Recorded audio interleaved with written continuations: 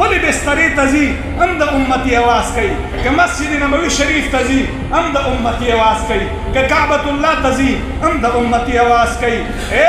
که دنیا نه محبوب ځي هم د امتي اواز کوي، که قبر کې نبی علیه الصلاة والسلام فضیل ابن عباس رضی الله تعالی عنہ د حدیث راوی دی، امام بخاری حدیث راغستی دی، رسول الله مبارک فضیل ابن عباس رضی الله تعالی عنہ فرمایي وایي ما نبی علیه السلام په خپلو لاسونو مبارکو کې نیولی و، ما نبی علیه الصلاة والسلام قبر ته چې کله کوزولو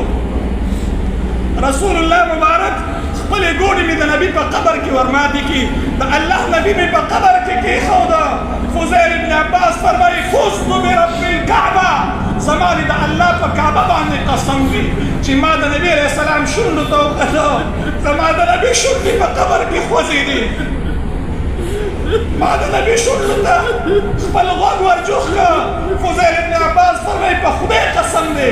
نبي په قبر کې امتي امتي اواز کولو چې رب اغفر لي امتي، خدای زما امت وبخه، خدای زما امت وبخه. نن نبي ده امت سره امتي لګیا دی لوبې کوي، د نبي د دین سره امتي لګیا دی لوبې کوي، نن د نبي د سنتو سره د نبي امتي لګیا دی لوبې کوي، استهزاء خندا ورپورې کوي، نن د نبي د دین د شمې پتنګان